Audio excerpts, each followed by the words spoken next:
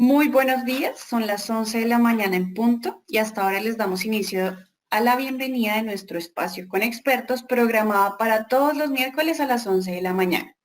A continuación, les daremos inicio a nuestra conferencia. Nuestra conferencia de hoy es cómo auditar su programa de protección de datos personales con éxito. Mi nombre es Laura Castillo, junto con Juan David Alzate y María Mercedes López, les damos la bienvenida. Antes de iniciar nuestra conferencia, les vamos a dar una serie de recomendaciones. Recuerden que esta conferencia queda disponible en cada una de las aulas en donde ustedes se encuentran registrados y la pueden ver en formato grabado a partir de mañana después del mediodía. Bueno, antes de darle paso a nuestro experto, queremos darle las gracias a todos nuestros patrocinadores que hacen posible este encuentro con nuestros expertos todos los miércoles a las 11 de la mañana. Ellos son Aportes en Línea, Banco de Occidente, Arus, Envía, Fundación Comeo, Protección y Mi Planilla. Bueno, ahora sí vamos a dar inicio a nuestra conferencia del día de hoy, cómo auditar su programa de protección de datos personales con éxito, con nuestra experta Heidi Balanta. Ella es abogada, es especialista en Derecho Informático y Nuevas Tecnologías, tiene una maestría en Derecho Económico, tiene amplia experiencia en el sector privado en materia comercial y empresarial y también en gerencia de proyectos de tecnología y gestión del cambio. También tiene experiencia en el sector público y formulación de políticas públicas de inclusión social y tecnología. Bueno, ahora sí, sin más preámbulos, le damos a dar la bienvenida a Heidi, quien a partir de este momento puede iniciar la conferencia Cómo auditar su programa de protección de datos personales con éxito. Buenos días, Heidi. Hola, buenos días, Laura. Gracias por la invitación. Gracias a ti, Heidi. Ya quedas con todos nuestros participantes. Muchas gracias. Ok.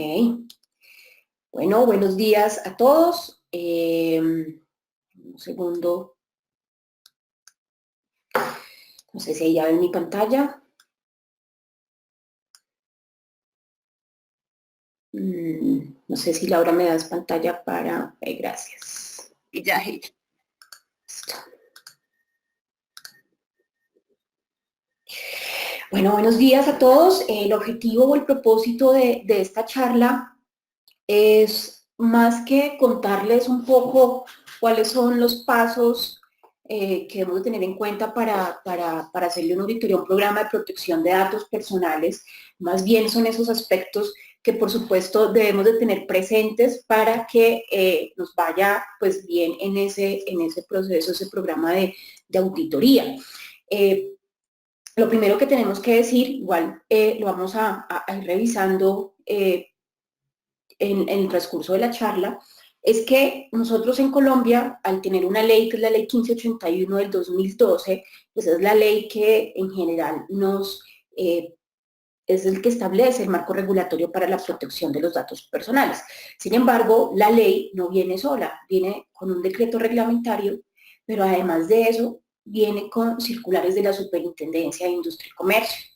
Y además de eso, hay una guía que a veces es olvidada, está un poquito desactualizada, pero que no deja de ser relevante, que es la guía de responsabilidad demostrada.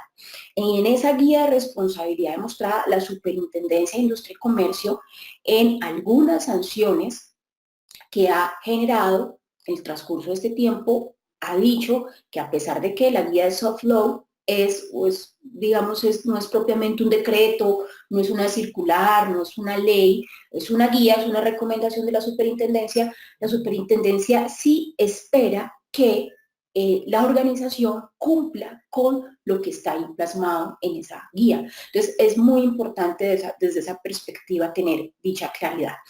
Entonces, empecemos con lo macro, y lo macro es un gobierno de datos personales. Desde esa perspectiva es importante apostarle a que podamos tener una adecuada gestión de los datos personales desde el punto de vista del proceso.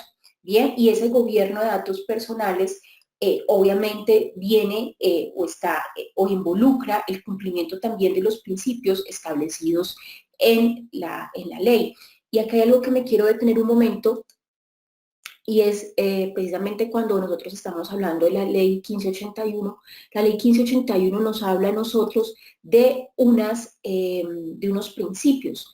Estos principios no están allí de adorno. Estos principios en mi proceso de auditoría o en mi proceso de cumplimiento más bien de la ley, yo debo validar, por ejemplo, que el principio de legalidad, yo en mi proceso, en mi gestión de los datos personales, yo lo esté cumpliendo. Bien, ¿cómo yo cumplo el principio de legalidad?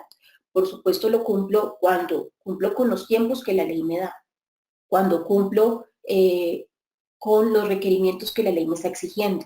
Bien, el principio de libertad también, cuando digamos, y que el principio de libertad es uno de los principios más, en este momento, uno de los principios que más incumplen en el proceso de protección de datos personales y es uno de los más sancionados. Yo no sé si miramos las sanciones de este año, por ejemplo, y las del año pasado, del 2014, que la superintendencia viene sancionando, el bendito problema, y por eso tantas entidades han sido reiterativas en sus sanciones, que la persona solicita que se le dé baja de una base de datos, se le da de baja, pero resulta que esa base de datos no la actualizan, se cruza nuevamente con otra base de datos en la cual la persona estaba y vuelve y se le envía información. Entonces, fíjense que hay un tema muy importante porque le estamos diciendo a ellos, al titular, sí, le eliminamos su información, pero no estamos teniendo procesos internos que realmente validen que sí le estamos eliminando la información. Bien, entonces eso por ese lado es muy relevante de tenerlo en cuenta, porque en algunas ocasiones pues esto se puede prestar a sanciones por parte de la superintendencia y también tenerlo en cuenta con el encargado de la información, porque muchas veces nosotros nos llega una información, pero la gestiona es un tercero, la eliminamos de nuestra base de datos, pero no le pedimos, no le informamos del tercero que también tiene que darle de baja de esa base de datos a ese titular y vuelve y coincide. Obviamente esto no aplica para todas las bases de datos. Aquí las bases de datos donde yo obligatoriamente tengo que tener el registro, pues en ese caso claramente yo no tendré pues cómo eliminar esa información. Obviamente siempre debo estar amparado en la ley. Entonces esos son simplemente unos ejemplos de lo que les estoy mencionando, de lo que debemos tener en cuenta dentro de ese gobierno de datos personales. Y algo muy importante, además de estos principios, es el principio de responsabilidad demostrada, que si bien no está en la 1581, sí está en el decreto reglamentario de la 1581. Bien, y en últimas, y esto también es relevante, es que esa política que se nos convierte en un criterio de auditoría al momento de iniciar este proceso es que esa política, ese manual, esas declaraciones que nosotros damos ante el titular o ante, en general ante terceros, pues tienen que ser verídicas, tienen que ser demostrables. Uno mira políticas y las políticas que uno ve a veces dan tristeza. Hoy ya no tanto, o sea, hoy uno ve cómo las empresas se han tomado esto más en serio y son mucho más juiciosas que hace unos 3, 4 años. Obviamente esto obedece también un tema de maduración del programa, pero uno ve de manera muy interesante cómo políticas lo que hacen es transcribir la ley 1581 o literal, copian y pegan los principios de la ley en la política, copian y pegan los derechos que dice que tiene el titular en la política, copian y pegan los deberes que tienen los responsables, los encargados en la política, y de eso no se trata. Bien, se trata de tener que previamente que yo haya hecho todo un proceso de gestión de mis datos personales, todo un proceso de documentación, de identificación de esas finalidades, que en efecto esa información o eso que me exige la ley esté plasmado en la política, es decir, tiene que obedecer no un proceso inicial, sino un proceso final. La política, de una vez yo haber documentado o haber identificado todos esos usos posibles de la información. Entonces, esto es importante porque la SIC ha sido muy, digamos, muy incisiva en estos aspectos, diciendo, bueno, ojo con la política, que lo que usted me diga en la política, en efecto usted lo cumpla. Bien, porque uno ve políticas también muy hermosas, pero ni siquiera están los recursos disponibles para que se cumpla lo que la política está diciendo. Entonces tenemos que ser, digamos, desde esa perspectiva, ser cumplidores de la ley. Y ese principio de responsabilidad demostrada también consiste, digamos, en muchos aspectos. Entre esos aspectos, pues vamos a encontrar que nosotros tengamos nuestra documentación del proceso de gestión de datos personales, es decir, que nosotros tengamos cómo cumplir, ¿bien? Bueno, ¿qué más? También esto pues, lo vamos a ver más adelante sobre esos controles que debe contener. Me están preguntando, bueno, por ahí no sé si me dicen que no hay sonido, quedo pendiente si sí o si no, porque aquí me establece que el sonido está muy bien. Bueno, hay una cosa también muy importante dentro de ese gobierno de datos personales que debemos de tener o que debemos visionar, es que ese gobierno de datos personales está, pues obviamente hay una eh, no sé, Laura, si me puedes ayudar, porque las personas me están diciendo que no hay sonido, aunque yo sí tengo sonido desde acá. Heidi, solamente una persona nos reporta que no hay sonido, el resto está correcto. Bien, perfecto, listo. Entonces, yo sigo más bien y si de pronto tú Ah, bueno, ya por acá sí nos están confirmando, perfecto.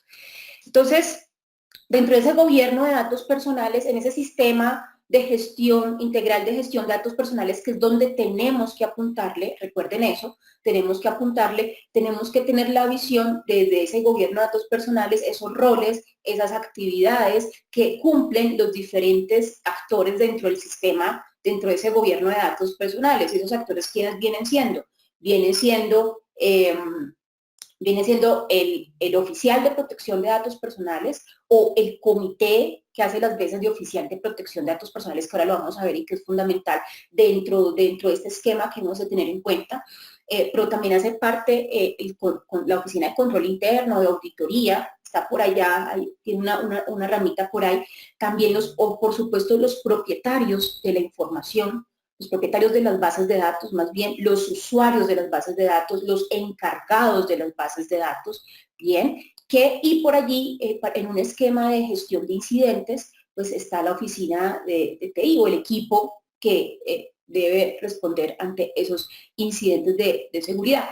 Entonces, en esa medida, dentro de ese esquema de gobierno de datos personales, por supuesto hay una política, hay un manual interno, hay un proceso de gestión de datos personales que nos habla la guía. A veces nosotros creemos que o establecemos un manual, pero muchas veces no vamos más allá, que es tener un manual, tener un sistema, perdón, tener un proceso de gestión de datos personales. Ese es el segundo punto. El primer punto. El segundo punto es tener un enfoque enfocado, pues, perdón la redundancia, que sea una gestión de riesgos. Bien, esa auditoría pues tiene que evaluar que en efecto previamente a esos flujos de información personal se les haya realizado una efectiva evaluación de riesgos, donde haya un plan de tratamiento para efectuar ese riesgo. Fíjense que acá algo muy importante, y es que algunas empresas dejan el tema de riesgos para lo último o ni siquiera ha incorporado dentro de su proceso, dentro de su evaluación de riesgo corporativo, el riesgo relacionado con la gestión de los datos personales. Esto es muy relevante porque aquí el decreto que me reglamenta la 1581 me exige realizar una evaluación de riesgos. Bien, ahora, hay unas metodologías, de hecho les recomiendo, hay una guía para mí, en mi parecer, muy clara, de la Agencia Española de Protección de Datos, la pueden googlear, donde las famosas PIAs, donde son evaluaciones de impacto, ¿bien? Que en materia de protección de datos personales, que es una metodología para evaluar riesgos específicamente para la protección de datos personales, trae una serie de formatos, trae toda la metodología, el paso a paso, un checklist, donde digamos que también nos permite, es una herramienta de ayuda, obviamente, por supuesto, pues que estas evaluaciones lo tienen que hacer ya sea basado en el sistema de riesgo, de gestión de riesgo que la empresa tiene adoptado para sí. Pero en una auditoría esto es muy importante, primero porque, como les acabo de decir, es algo que me exige la normativa que he identificado y cómo los voy a mitigar en el tiempo. Bien. Un tercer punto es la capacidad administrativa y la sostenibilidad. Algo muy importante acá es que ustedes deben establecer anualmente un presupuesto para el sostenimiento del programa de protección de datos. Y bueno, y más que un presupuesto también, un tema de cuáles son los recursos que se van a disponer o que se van a tener en cuenta para el cumplimiento, el sostenimiento de ese programa. Bien, esto es muy importante. Fíjense que estamos hablando de un tema también de cuarta revolución industrial. Medellín tiene el Centro para la Cuarta Revolución Industrial y requerimos habilidades para esos nuevos retos. Y una de las habilidades, además de, pues, de la analítica de datos y todo eso, hay otro tipo de habilidades que se vienen o que se en el tema de empleabilidad, que viene siendo un tema de conocimiento en temas de seguridad de la información y en temas de normativa en protección de datos personales, por una razón sencilla, por una razón, y es que como estamos inmersos con temas de Big Data, Machine Learning, inteligencia artificial, pues hay un tema ahí que es el componente de la persona, el componente humano, donde la cual tiene que saber cómo va a gestionar los datos de esa persona. ¿Eso a qué voy o por qué estoy tocando ese tema? Porque hay un tema importante, es el tema de la capacitación del personal, involucrar a todo el personal que esté manejando datos personales, y eso es otro punto, pero aquí en específico es destinar recursos para la capacitación de ese personal. Bien, eso por un lado. Pero también es apostarle es apostarle que en ese programa nosotros podamos establecer un plan de trabajo donde qué anualmente nosotros qué vamos a cumplir. Por ejemplo, si usted el año pasado pues montó el programa, pero usted no le ha realizado, no sé, una auditoría, o a usted le falta algunos elementos del programa, digamos, completos del programa de protección de datos personales, pues esto es un aspecto a tener en cuenta.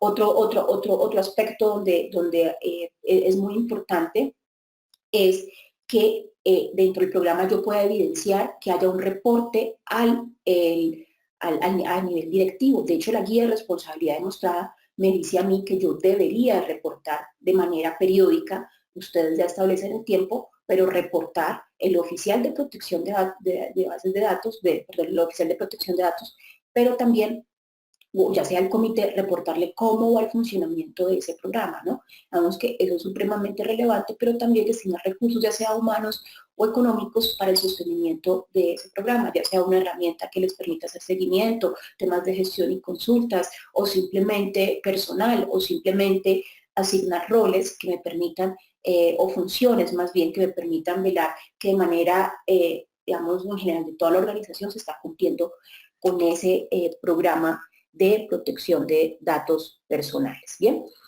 el oficial de protección de datos personales es un tema muy interesante. Yo algo que les quiero comentar allí y que es importante que lo tengamos en cuenta es que el oficial de protección de datos en Colombia en este momento no es obligatorio.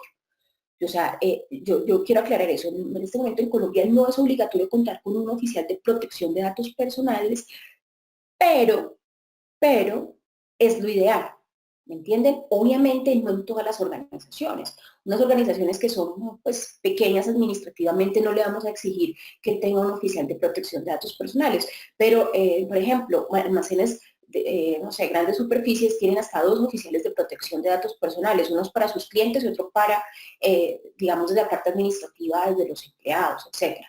Entonces, aquí es muy relevante. Hay organizaciones que sí necesitan destinar recursos, y digamos que algo muy interesante que se ha venido viendo estos 2 últimos años es como universidades, bancos, aseguradoras, entidades, digamos, de todo lo que han hecho es, digamos, donde obviamente hay un volumen importante de datos, eso es una de las cosas más relevantes. Colegios también lo han hecho, han decidido tener una contratación, un nuevo cargo, que es el oficial de protección de datos personales.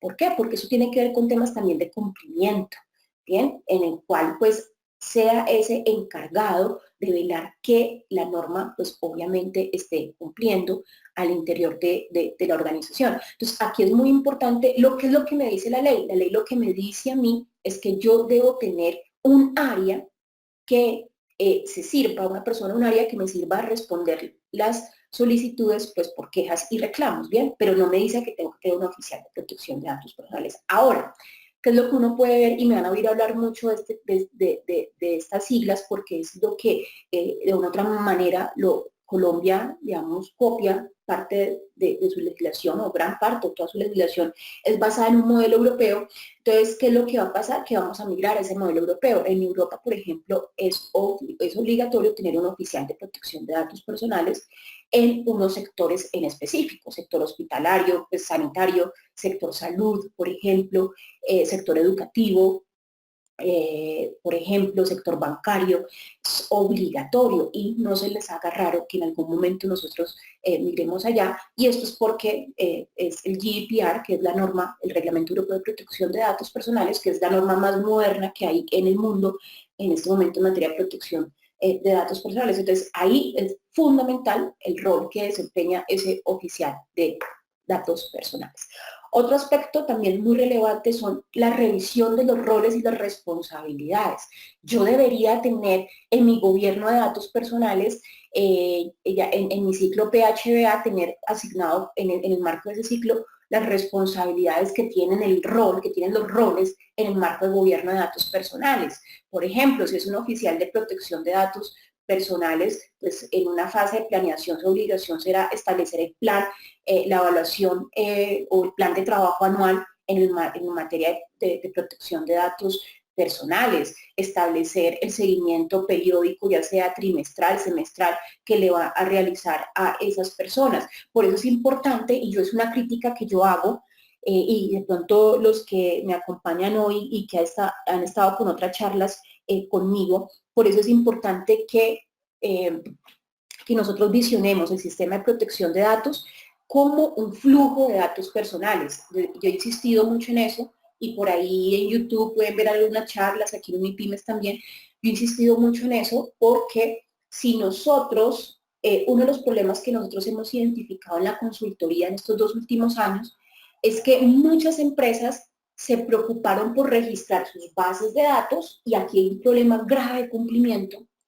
Y creo que cuando, digamos, en estos espacios es la oportunidad para ajustarlo, y es que muchas empresas cogieron el formato del RNBD, diligenciaron los datos, hicieron, pues se fueron muy juiciosas, diligenciaron el formato del RNBD, lo tienen internamente como su caracterización de bases de datos, y listo, y es con eso con lo que trabajan, pero se enfrentan a un gran problema, y de una vez lo vamos revisando, y si tienen preguntas adelante lo pueden hacer, porque me gustaría, si tienen dudas sobre eso, y es que el tema es que hicieron así el inventario de esas bases de datos, pero resulta que cuando van a revisar o van a identificar o hacerle seguimiento a esos controles, no tienen ni idea. O sea, no tienen ni idea quién es el responsable de la autorización del tratamiento de datos para clientes.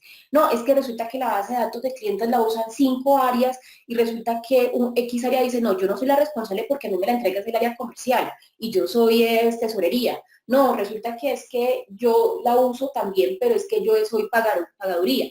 Y en fin, y al final se dispersa esa responsabilidad y no se sabe quién tiene que cumplir con eso. Entonces muchas veces eso sucede porque tomamos el modelo del RNBD, que es basado en un modelo en base de datos. O sea, es basado en un modelo, digamos, un poco más finalista que de medio. Nosotros tenemos que mirar un modelo europeo, y es la sugerencia, y de hecho por ahí hay una charla que les digo cómo hacerlo paso a paso, porque lo que tenemos que revisar es como el flujo del dato, toda la vida, todo ese ciclo de ese dato, y cuando lo revisamos de esa manera, digamos, más bien horizontal, lo que nos vamos a encontrar de manera interesante es que el dato me va a permitir saber por dónde viaja, por todas las áreas que impacta, esos terceros a los cuales tienen acceso, dónde está almacenado, cuántas, no sé, copias en Excel tiene, cuál es su disposición final, si está en la nube, si está en qué servidor, si está en compartido, etcétera.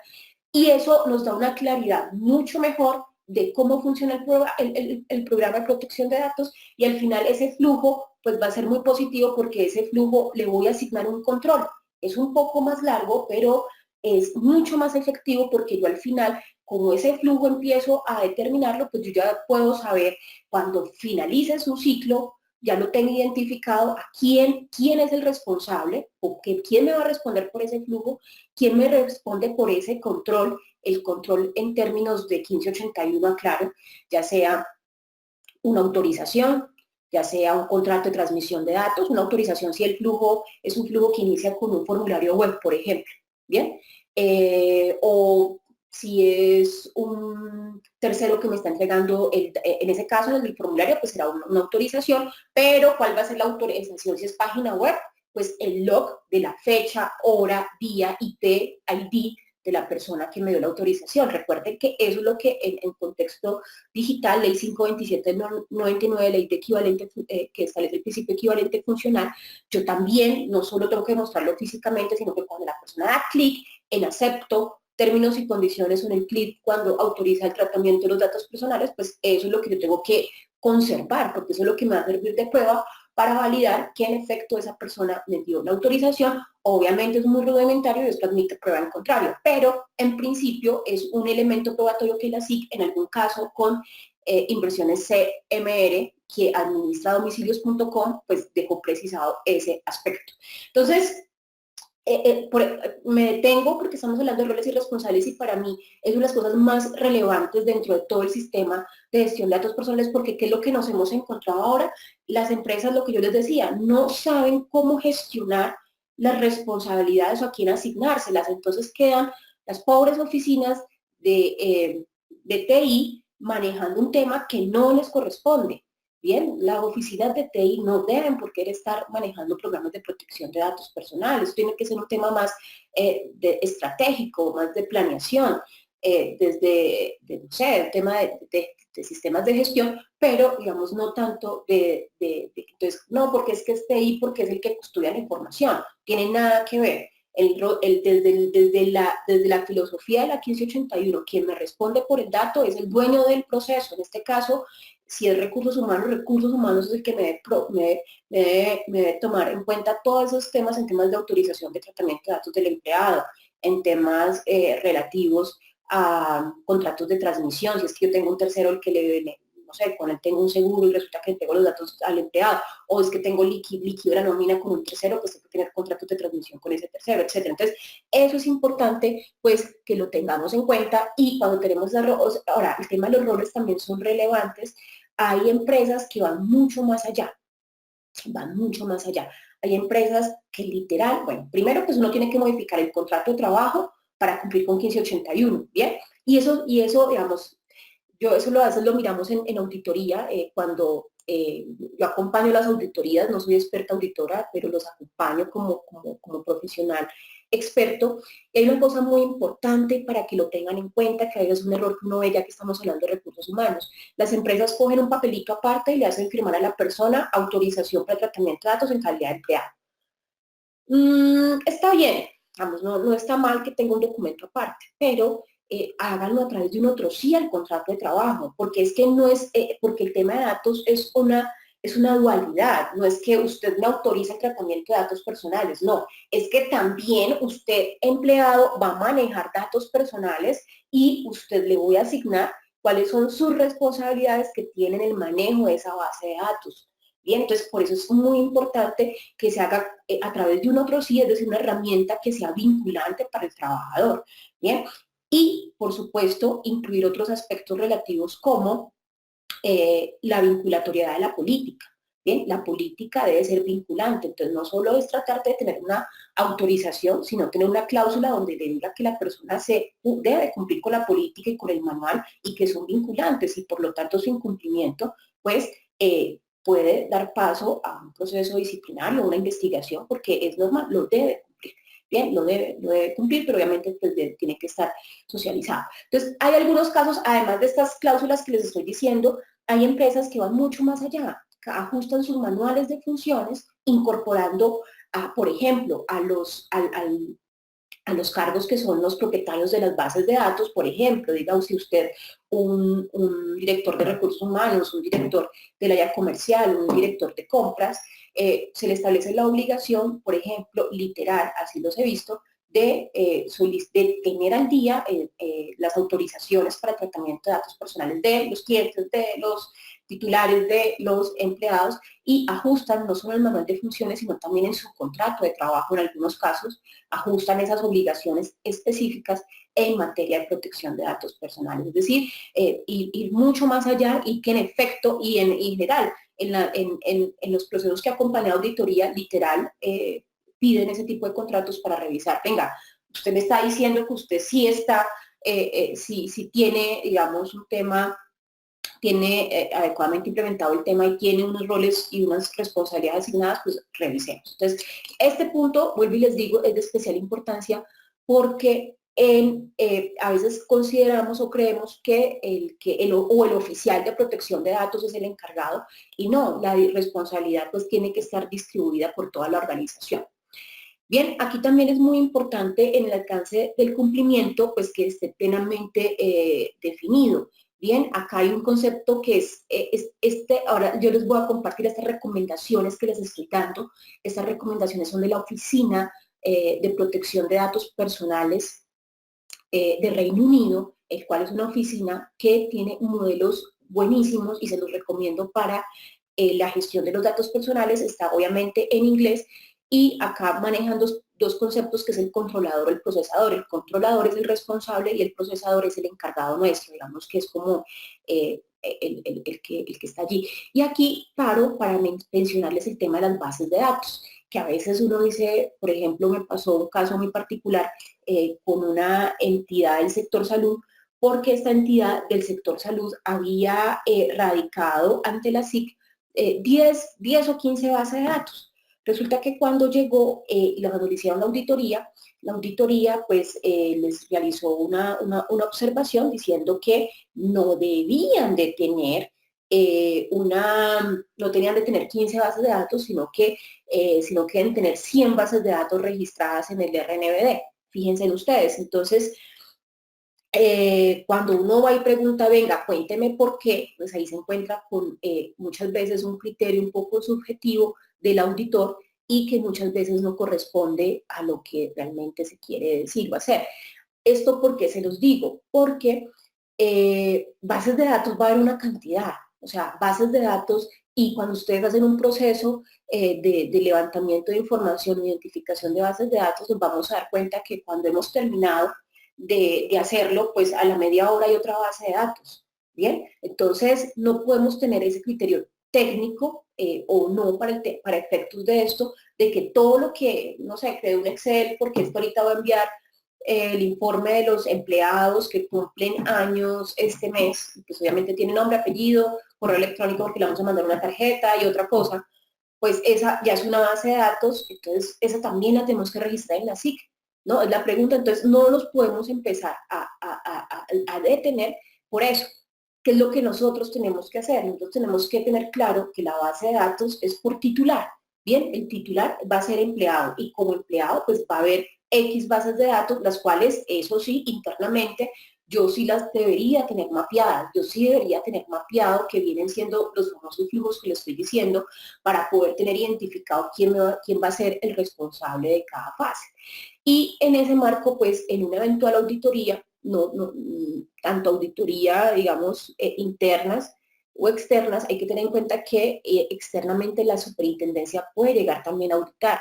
Y en la ley dice que la SIC puede llegar a solicitar información sobre el procedimiento como los cuales ustedes recolectan los datos y el procedimiento de tratamiento de datos. ¿Esto qué significa? Que nosotros deberíamos tener en la auditoría, pues obviamente el inventario de las bases de datos, debemos de tener un inventario de bases de datos, obviamente que cumpla por lo menos con los requisitos que dice el RNBD, pero yo también debería de tener en mi inventario, tener lo que les estoy diciendo, tener un esquema en qué momento listo. Sí, acá hay un formato, volvamos al ejemplo del formulario web. Aquí está el formulario web. Cuénteme la recolección, o sea, mirar las etapas que nos dice la ley. Tratamientos son muchos, hay muchos tipos de tratamiento, limitémonos a los que nos dice la ley, de la recolección, del uso, del almacenamiento, de la circulación y de la supresión o disposición final. Entonces, yo debería en mi ciclo, en mi flujo, describir cómo recolecto ese dato. Entonces, yo ahí, ¿por qué? Porque la SIC dice, el responsable deberá dar el responsable deberá suministrar, al momento de la visita, deberá suministrar una descripción detallada del tratamiento realizado a ese dato personal. Y va más allá, y dice, y una explicación del por qué necesita recolectar ese dato, que eso es muy pocas veces yo lo he visto, realmente muy pocas veces lo he visto, que las empresas lo hagan, pero ya les comento. Entonces, en el primero, pues en la recolección yo debería de tener en mis procedimientos, en cumplimiento, yo de tener, dígame, y eso, miren, es muy escaso, escasamente yo veo eso, son muy pocos, y si ustedes lo hacen, pues buenísimo que nos cuenten su experiencia, pero es muy pocas veces que lo veo.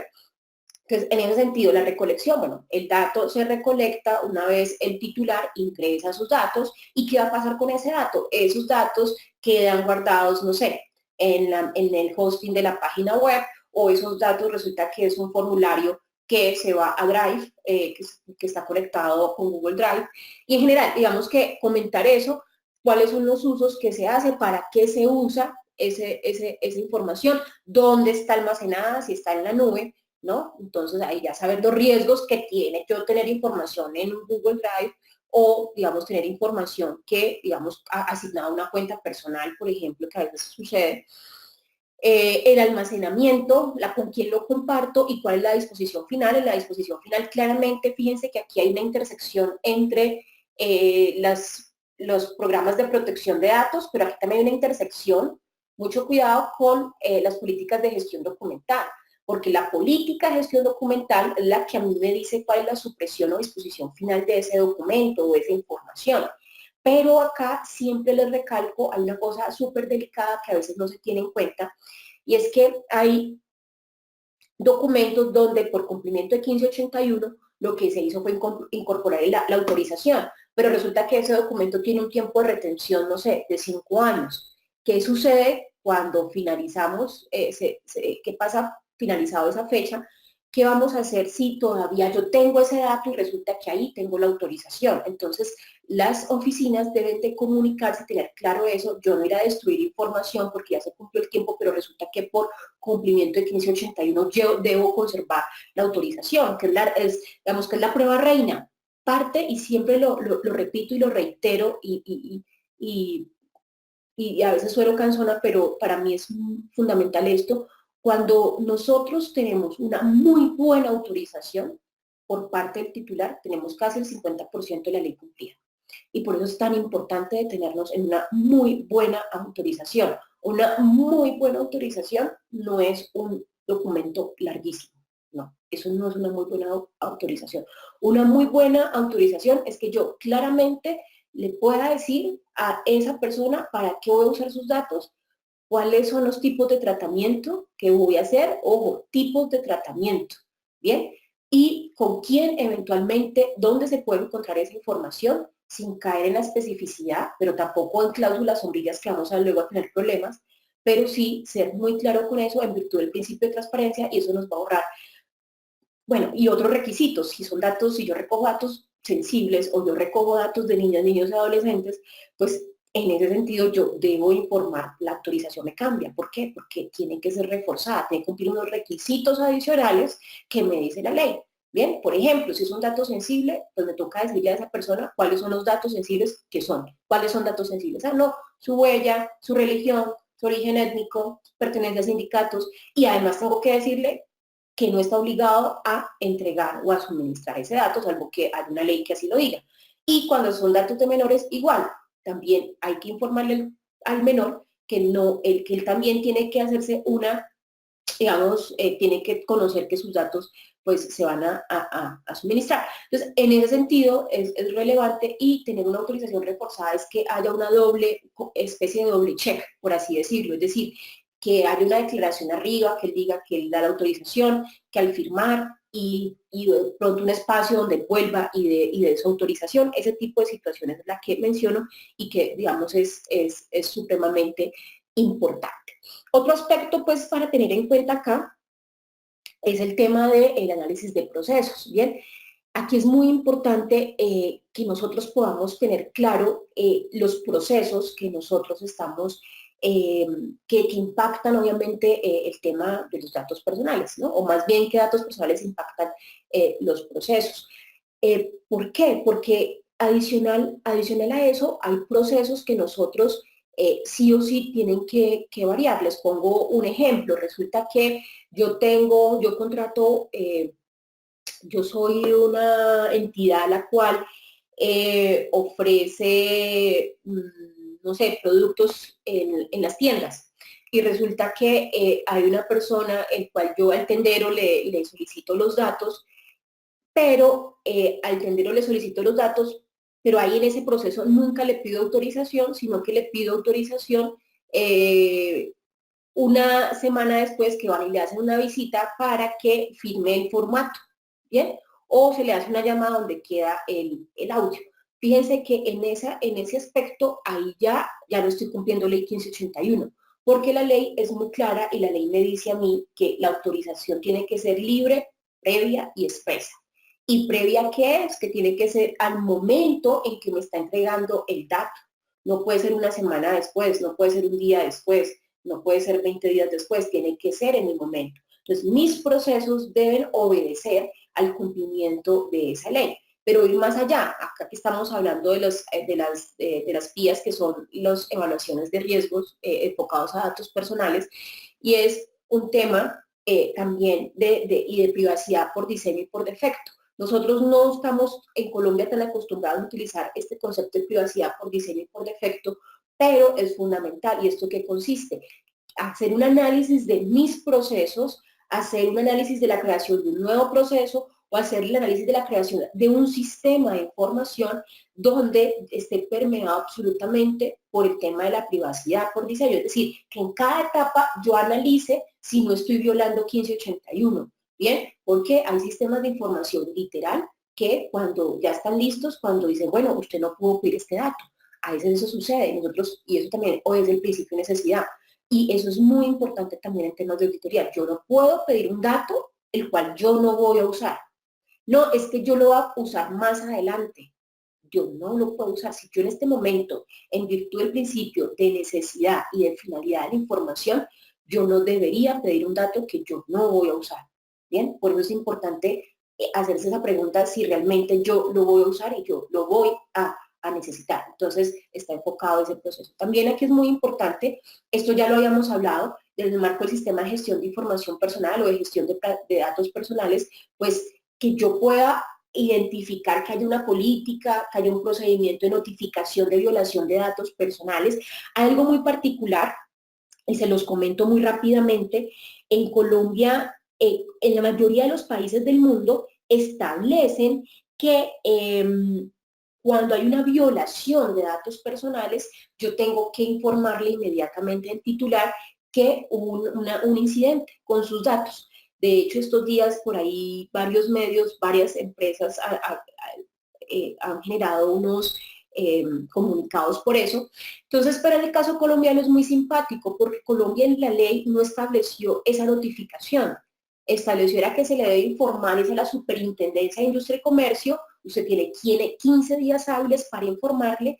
Esos 15 días hábiles cuentan a partir del momento en que usted se dio cuenta, que la organización se dio cuenta de ese incidente, pero en el caso de, pero normalmente cómo funciona es que es la empresa que tiene que informar al titular, aclaro, pero en Colombia no funciona así. Ahora, en la guía de responsabilidad demostrada sí establece que la empresa tiene que informarle al titular eso.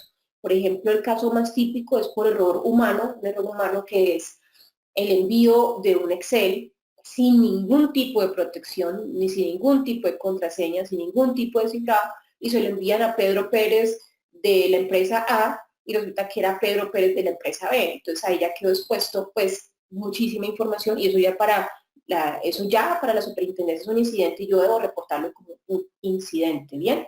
En temas de formularios y procedimientos de solicitud de acceso a los titulares de la información también es muy importante. Miren, y eso revísenlo. Uno a veces ve páginas, pues obviamente omito los nombres, pero a veces es muy simpático uno como se quiere dar de baja de algún correo electrónico que uno está cansado de recibir. No estoy cansado de recibir este correo electrónico. Entonces uno da clic para darse de baja y resulta que lo que uno se encuentra es que con lo que uno se encuentra es que para que usted se dé de baja tiene que ingresar su usuario y contraseña del sistema de información para que se dé baja de ese correo electrónico. Eso no puede operar así. O sea, no puedo operar bajo ese contexto. Tú me puedes poner un limitante para yo poder darle de baja, para yo poderme dar de baja de ese correo electrónico. O otra cosa, es de este tercer punto, de hecho, uno de los, y por eso lo resalto, porque son los motivos también de mayor sanción de la superintendencia, y es que no se contestan a tiempo las consultas y reclamos en Habeas Data. Las empresas no están contestando a tiempo y eso es muy delicado. O si contestan a tiempo son a veces evasivos, entonces uno tiene que responder a tiempo y de fondo. Pues también es muy importante. Tener documentado el tema de las evaluaciones de riesgos y los planes de tratamiento, tener claras las autorizaciones para el tratamiento de datos personales, más que decir, que eso lo escucho muchas veces, pero nosotros tenemos como 5 o 6 autorizaciones. Bien, no, está bien, pero dígame, asígnemele esto, digamos, en una empresa pequeña no hay tanto problema, pero en una empresa grande, dígame, ¿dónde está? Digamos, ¿dónde yo lo puedo tener? Y digamos que hay algunas empresas que lo que han hecho también para poder documentar o vaciar todas estas políticas, procedimientos, manuales, pues es tener un sistema de información que le permita gestionar esta información, que le permita tener alertas también, por ejemplo, a un tema muy interesante, cuando las empresas son muy complejas, son grandes, administrativamente complejas, un tema aquí delicadísimo y yo no sé si de pronto alguien se vaya a sentir identificado con lo que les voy a decir, es con las benditas quejas y reclamos, porque resulta que alguien llamó, pero resulta que puso la queja o manda por correo electrónico o por lo que sea, pero resulta que nunca, resulta que esta tarea, pues obviamente el que lo recepciona no es el que tiene que cumplirlo, sino que se limita a entregar la información al área respectiva. Pero resulta que el área respectiva muchas veces no es la indicada o dice yo no tengo ese dato. Entonces aquí el tema también es súper retador, es dónde encuentro esa información, dónde la encuentro, dónde yo puedo encontrar esa información para darle respuesta y los tiempos, porque tengo que cumplirle al titular, pero internamente tengo que darle los tiempos a usted para que usted me encuentre esa información y yo la pueda entregar. Y algo que también muy importante resaltar es que cuando sean consultas, por favor, las consultas, a no ser que usted tenga un sistema que permita validar la identidad del usuario, pues las consultas que tengan sobre datos personales pues deben de ser presenciales. Bien, porque yo no puedo decirle, necesito qué datos tienen míos, pues yo le puedo decir de manera general, mire, yo tengo su nombre, su apellido, su dirección, su teléfono, pero yo le puedo decir, démelos, si démelos, venga presencialmente, yo se los doy, pero pues yo no puedo saber si usted hay una suplantación de identidad y usted está haciendo pasar por otra persona, que ya hay casos que han pasado, entonces también hay que tener cuidado, digamos, bajo ese aspecto de cómo se va a hacer, ¿bien? También están temas de seguridad de la información, fíjense que a hoy todavía no, la superintendencia no ha establecido, o sea, es obligatorio tener medidas de seguridad de la información, es obligatorio, de hecho la 1581 así lo establece, pero la superintendencia no ha establecido un estándar mínimo que nos diga cuáles son esas medidas de seguridad de la información. Lo que hacen las empresas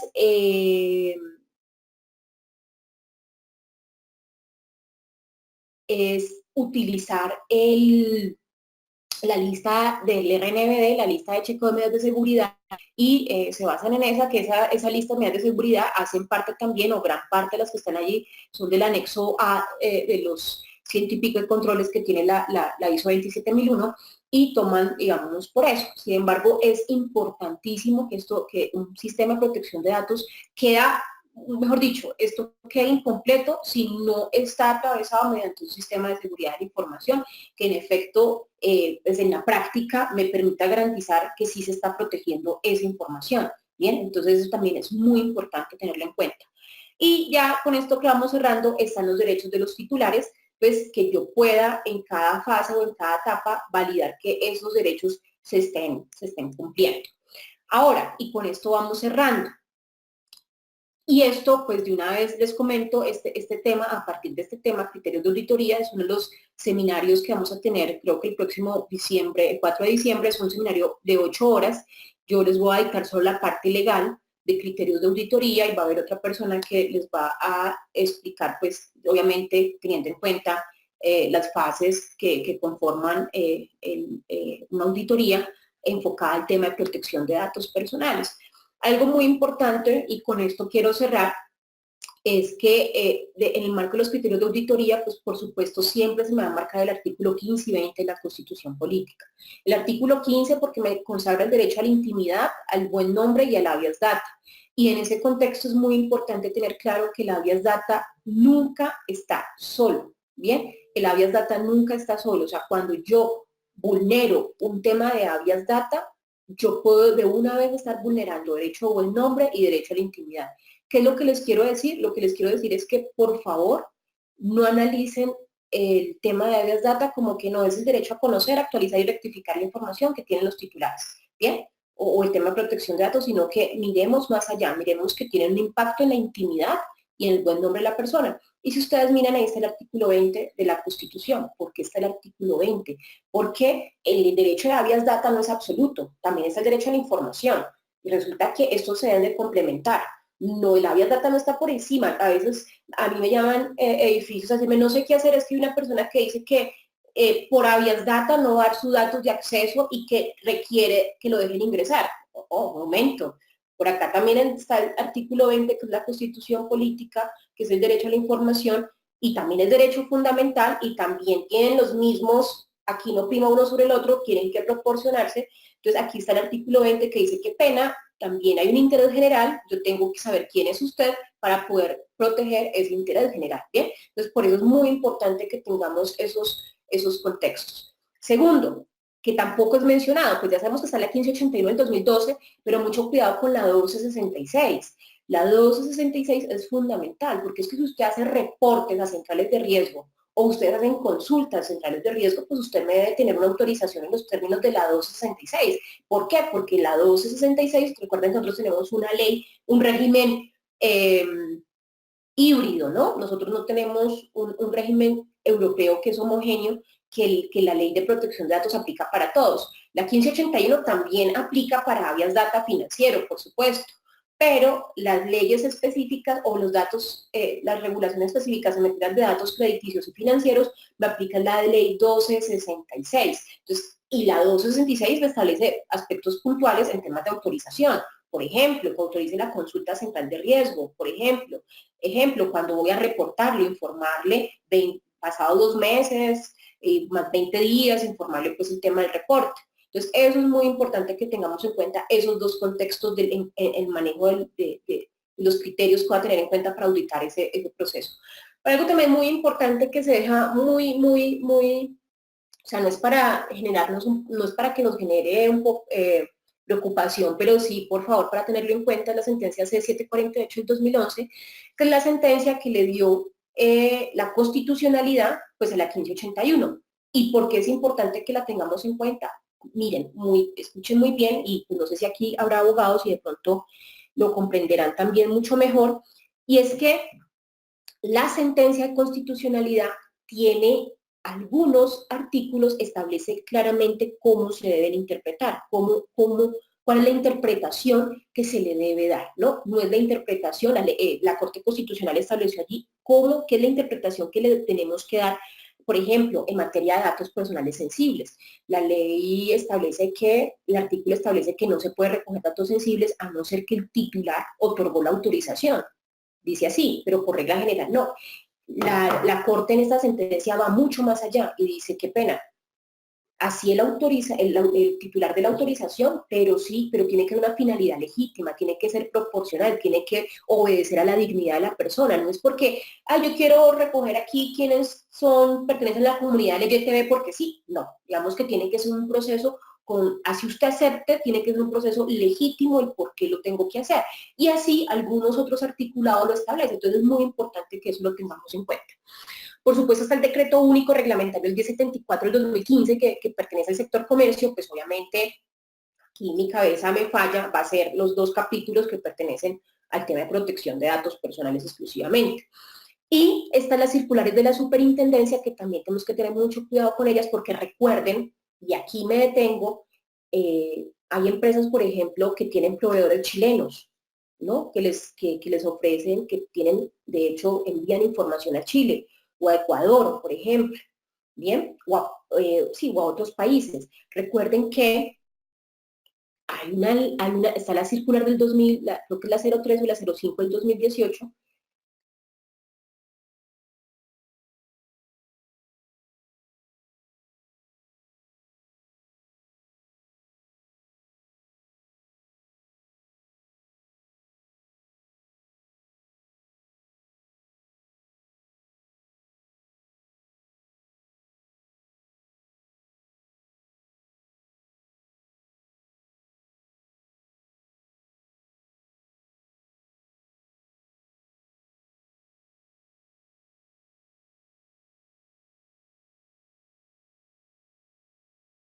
Hola, hola Heidi. Hola Heidi. Hola Heidi, ¿cómo vas? Heidi, vamos en ese momento. Sí, Heidi tiene el micrófono. Juan, ¿me confirmas si en ese momento me estás escuchando? Juan. Te escucho. Ok, muchísimas gracias Heidi. En ese momento Heidi no tiene sonido, pero como les decía Heidi, la idea es que vamos a profundizar este tema. Vamos a profundizar este tema durante el seminario que vamos a tener el 4 de diciembre. En ese momento vamos a pasar una encuesta donde les vamos a preguntar a ustedes, las personas que están interesados en participar. Entonces, Juan, si me acompañas, si me ayudas, por favor, tomando la pantalla y pasando la encuesta, pues las personas que estén interesadas en profundizar este tema tan importante para las empresas. Como les decía Heidi, se vienen cosas muy interesantes a los cuales tenemos que estar preparadas las empresas y de ahí es que nace la importancia de desarrollar este tema. Entonces, Juan, si me pasas por favor la encuesta, donde les vamos a preguntar a las personas quienes están interesados en participar en esta. Entonces, aquí les agradezco, me ayuden contestando la siguiente encuesta. ¿Está interesado en participar en el seminario que vamos a desarrollar sobre técnicas en auditoría y en la protección de datos? Solamente tienen dos opciones, el sí o el no, para que por favor nos ayuden a contestar la encuesta. ¿Está interesado en participar en el seminario que vamos a desarrollar el próximo 4 de diciembre? Bueno, a estas personas que nos están diciendo que sí están interesados en participar, les vamos a mandar la información pertinente para que puedan participar de este seminario, pueden invitar a este seminario, pueden participar con todo su equipo de trabajo, pueden participar, es un seminario que va a ser telepresencial, las personas van a estar, es la misma metodología que estamos utilizando en este momento. Bueno, ahora sí, Juan, si me ayudas con la encuesta, por favor. Vamos en este momento, como siempre, para que nos ayuden con nuestra encuesta. ¿Se desarrolló con claridad la conferencia de hoy? ¿Sí o no? Recuerden que para nosotros es muy importante que nos ayuden contestando esta encuesta, pues es la forma en que nosotros evaluamos a nuestros conferencistas. ¿Se desarrolló con claridad la sesión de hoy? ¿Sí o no? ¿Se desarrolló con claridad la sesión de hoy? ¿Sí o no? Les agradecemos, nos contesten la encuesta, nos colaboren con la encuesta, pues es la forma en que nosotros evaluamos a nuestros conferencistas. Vamos en este momento, estamos esperando que Heidi nuevamente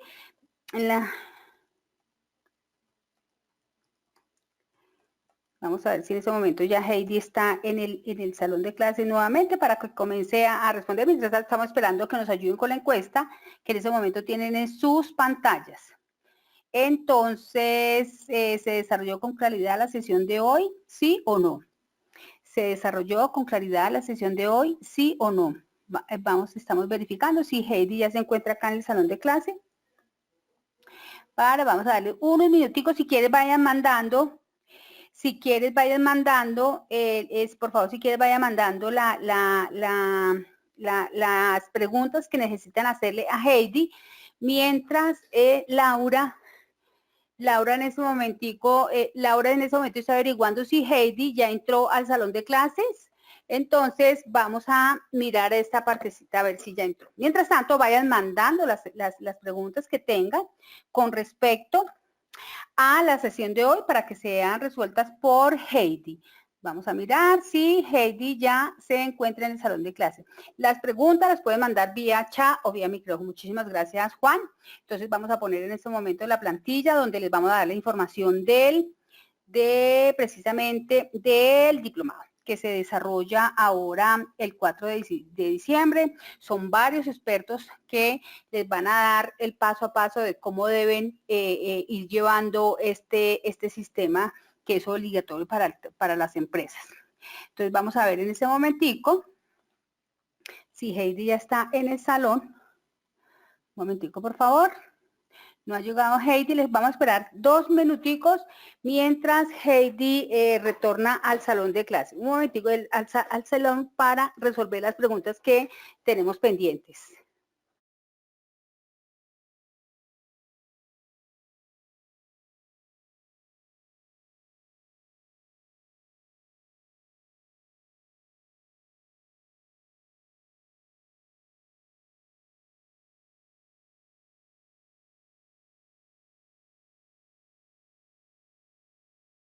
Gracias. En este momento los invitamos a que manden las preguntas vía chat o vía micrófono para que Heidi la resuelve una vez ingrese al salón de...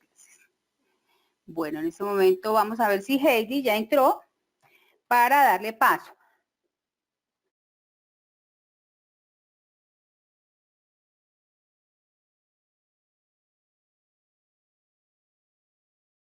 Que pueden mandar las preguntas vía chat o las pueden mandar o hacer vía micrófono en este momento. Muchísimas gracias para las personas. Recuerden que todos los miércoles contamos con un experto de 11 a 12 de la mañana. La próxima semana también contaremos con otro experto. Les recordamos que aunque no les lleguen a ustedes los correos de sala abierta, ya saben que pueden entrar directamente en cada una de las aulas donde se encuentran registrados. Entonces vamos a Heidi en este momento. Vamos a abrir el micrófono a Heidi. Hola Heidi, ¿cómo estás? Hola María Mercedes, bien. Gracias. Bien, listo. Entonces aquí hay varias preguntas. Voy a comenzar a leértelas. Buenas tardes, una empresa PYME tiene que tener también un procedimiento para el tratamiento de datos. Sí, todas las empresas, no hay excepción alguna. Una empresa una vez constituida tiene 2 meses, digamos, para montar todo este programa de protección de datos personales. Ahora, lo que no tiene la obligación es de registrar sus bases de datos ante la Superintendencia de Industria y Comercio si sus activos del año inmediatamente anterior son inferiores a 100.000 VTs. Muchas gracias, nos pregunta Luis Humberto, ¿es suficiente con que un usuario de clic en el botón aceptar el tratamiento de datos personales previa explicación de la ley 581 en una página web? Sí y no, digamos, en principio está bien que la persona dé clic donde esté, en teoría debería estar la autorización para el tratamiento de datos, pero debes conservar el log del chequeo, es decir, cuando la persona conservar desde la IP, desde el ID y conservar la fecha y hora en que esa persona dio la autorización. Bien, ese log es lo que importa, porque el texto también es importante, pero yo conservar que esa persona sí quiso dar la autorización. Gracias, nos pregunta Luz Victoria, cuando un asociado actualiza una parte de sus datos, ¿debe firmar una autorización de tratamiento de datos?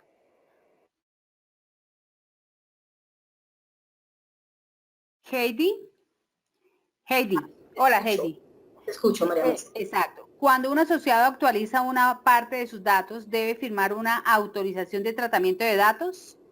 Sí, o sea, siempre debemos tener autorización para el tratamiento de datos en cualquier momento, que es lo importante, por eso les hablaba del tema de flujos, porque si el asociado me diligencia 5 documentos en todo el proceso, pues yo apenas inicia ese proceso inicial, o sea, cuando él se vincula, pues con una autorización me basta para toda esa esa vida útil que yo voy a tener con él, para no tener que desgastarme cada rato, autorización por aquí, autorización por allá. Pero esto que les estoy diciendo, no lo tomen a la ligera. Esto es siempre y cuando hemos hecho un proceso juicioso de identificar todos los usos de la información. Si usted no ha hecho un proceso juicioso, pues obviamente en ese caso pues le va a tocar tener autorización absolutamente en todos los formatos. Pero recuerden, siempre que yo vinculo por primera vez a alguien, en ese proceso de vinculación tengo que tener la autorización para el tratamiento de datos. Heidi, nos preguntan, recuerden que estas sesiones, estas conferencias están publicadas al otro día en cada una de las aulas donde se encuentran registrados, o sea que ahí ustedes si quieren volverla a ver, la pueden ver cuantas veces deseen y la pueden compartir. Bueno, entonces acá nos pregunta Francisco, implicaciones de un proceso de gestión humana, no tengo un óptimo manejo de datos.